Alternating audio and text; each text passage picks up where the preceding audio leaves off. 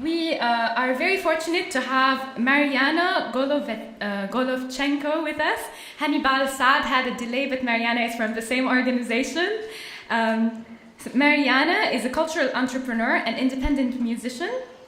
She is trained in cultural economics, policy, and cultural entrepreneurship from Rotterdam University, and will talk to us about Syrian music lives. Let's welcome.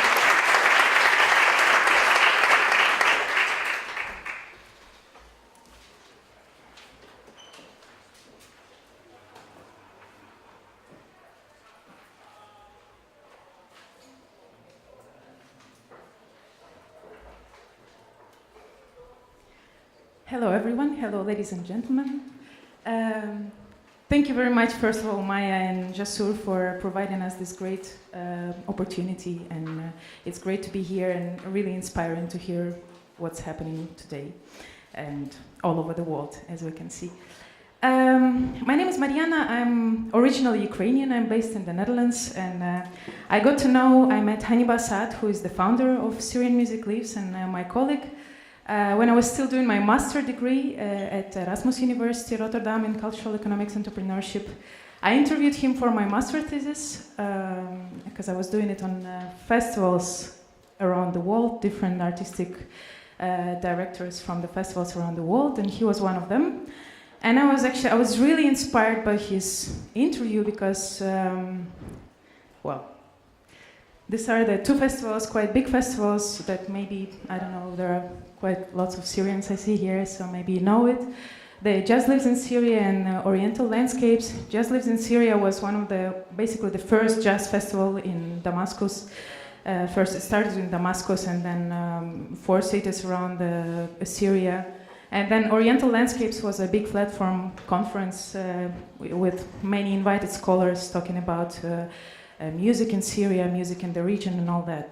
And then what really touched me in his interview was that, okay, well, these are the big festivals, was a big success, was well known, we worked with many artists, musicians, but the festival has to do with the place. What do we do when the place is still there, but probably it's not the right time for the festival in that place anymore. So that's when I got really inspired, I got really touched, and I said, well, okay, I love your ideas, I love your vision, and I did learn some tools at the university, and let's think what we can do together. So we came up with this idea of Syrian Music Lives, a platform that we created. We can see an opportunity for cultural exchange, networking. Actually, an important mission of the platform is to create and diffuse this alternative narrative about Syrians today, because instead of just only news of war and so basically an alternative narrative that Syria is full of culture, full of music, full of beautiful people, professional musicians, professionals in different spheres. Remind all Syrians people of their shared heritage and identity, because the platform is not only a music festival anymore, but it became much broader. I'll elaborate a bit more in my next slide.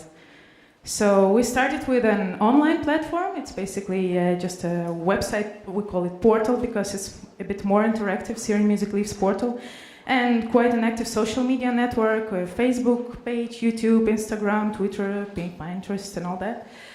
To inform people, to inform Syrians, and not only Syrians, there are many people around the world joining these platforms now, to find out about what's happening actually with Syrian musicians today, what's happening, what kind of projects they are creating, and all that. But then also, another thing is that we're doing the For Syria action is online performances. It's quite a complex project, so I will not go into details into each one of them, each part of it. But then the live part of the platform is also that, of course, we later on show on our online platforms is we have a music festival, an annual music festival that is called the Global Week for Syria.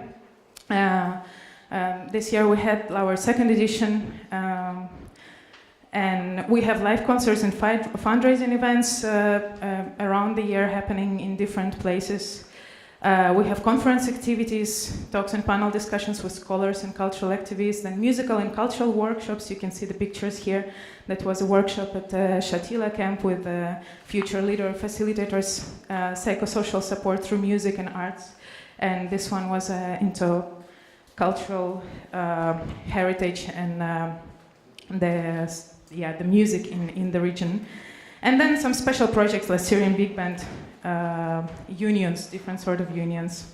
So we started in 2014 we started with this idea of raising awareness about Syria in general, that there is it is really important what's happening now and we have to think about it. But it was back in 2014 before all the migrant crisis, arrived to Europe. Then in 2015 it was already getting there, and we switched a bit our direction, not really direction, but it was more into, okay, now we want to create an alternative narrative because we don't want these labels anymore. We don't want all the Syrians to be refugees because all of them, they have backgrounds, they have beautiful things they can present today.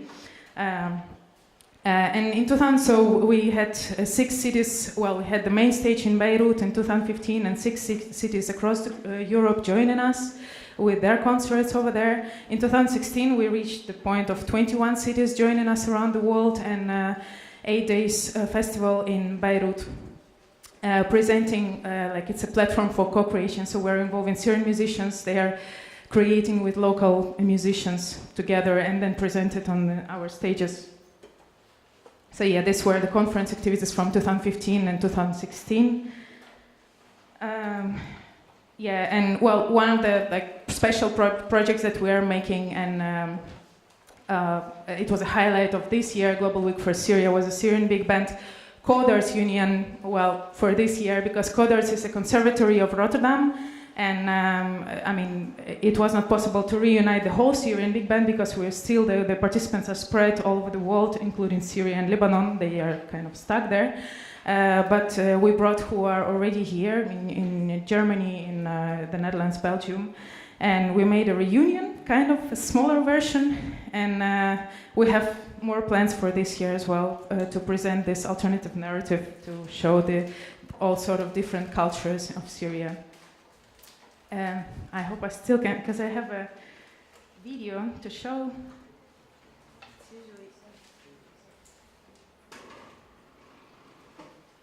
From this year, Global Week for Syria. For Syria. For Syria. For Syria. For Syria. La Suria. La Suria.